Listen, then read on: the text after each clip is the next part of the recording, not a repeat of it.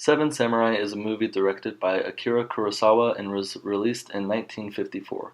The movie takes place in the Sengoku period at a time of constant wars during the late 1500s. It's about a ragtag team of samurai who come to fight some bandits at the beckoning of some farmers who would prefer to avoid death, whether it be by bandits or starvation. The samurai come as a group, but they are there for their own separate reasons. Kanbei is there for his honor. Gorobi is there because he's fascinated with why Kanbei is helping the farmers for little to nothing.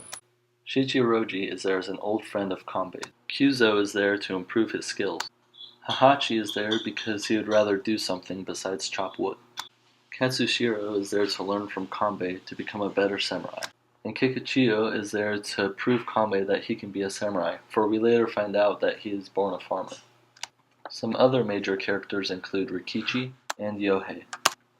The movie was made at a time when the Japanese were beginning to forget their past. Kurosawa used the film to remind the Japanese that it's important to know where you came from so you know where you're going. He wanted to show people that the Bushido Code isn't something to be afraid of, but to use as a tool to better everyone's lives.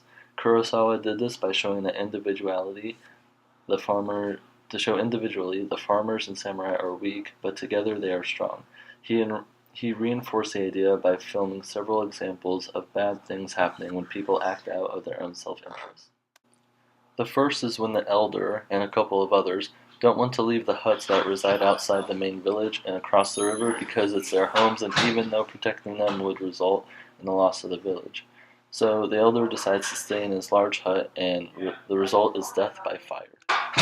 The next example is during an ambush where Hahachi, Kyuzo, Kikuchiyo, and Rikichi go to burn down some of the bandit huts and pick some of the bandits off while they're at it.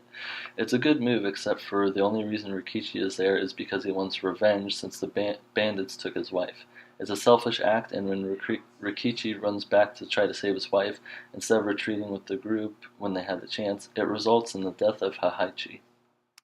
The last example is when Kikuchiyo goes off on an adventure on his own to retrieve one of the bandits' guns.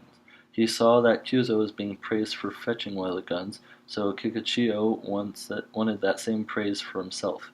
His self-proclaimed adventure results in his post being overrun and the death of Yohei, who Kikuchiyo left in charge of the post. So in the end, the farmers prevail with the remaining samurai because they worked as a group overall and fought to protect and benefit each other, which is what Kurosawa is saying about society, which is that everyone should work together with honor in order to better society and move it in a positive direction. Now, I chose Seven Samurai to represent imperialism because it also reflects on the time of imperial Japan. Several of the scenes can be interpreted as imperialistic, but I'll go over the major one. The scene happens right away when the bandits talk about taking this year's harvest. This is like when Japan spread their empire west. We'll take Taiwan for instance.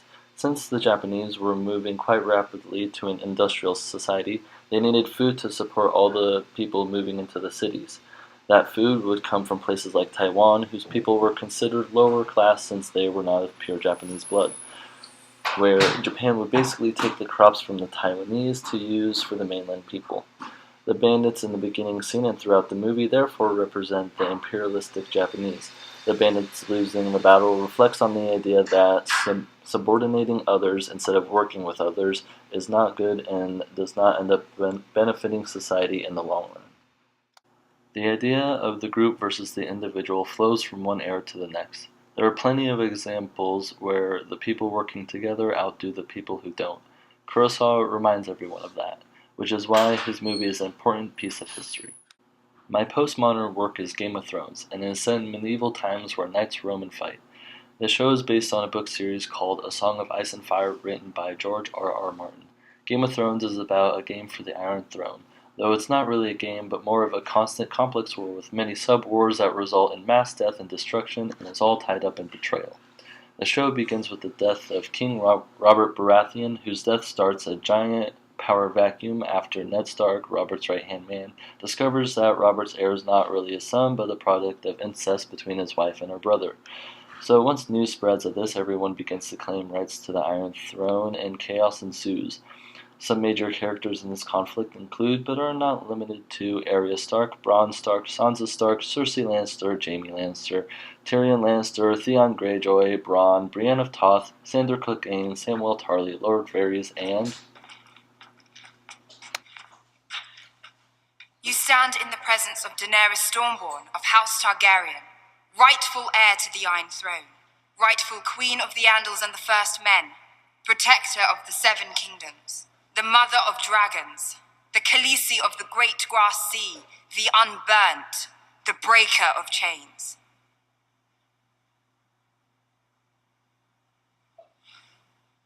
This is Jon Snow.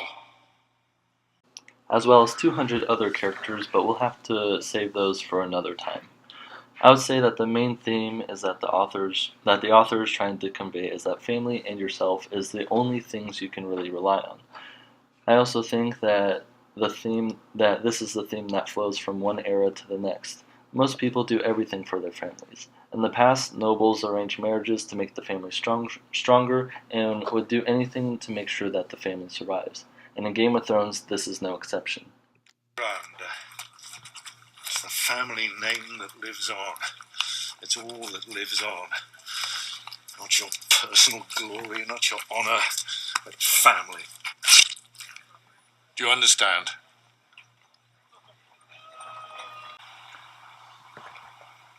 In winter, we must protect ourselves. Look after one another. Father. When the snows fall and the white winds blow, the lone wolf dies, but the pack survives. Game of Thrones reflects several aspects of postmodernism. One of the first things are the collective voices that the show contains. It's more or less a story of who's going to take the Iron Throne, but the way of getting to that point has many different paths, and each character in the story represents a different path. That is what makes the show so complex. There are many moving parts that move separately but also overlap at times, yet they're all heading to the same place with the same goal, which is to take the Iron Throne and rule over the kingdom. There is also some intertextuality within the story.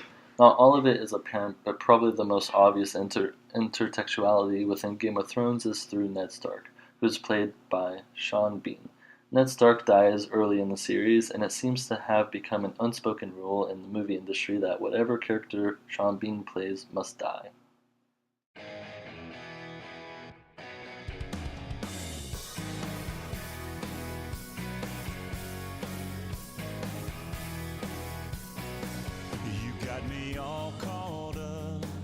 The last aspect that I'll talk about, and what may be the most important, is that the author seems to lead the story.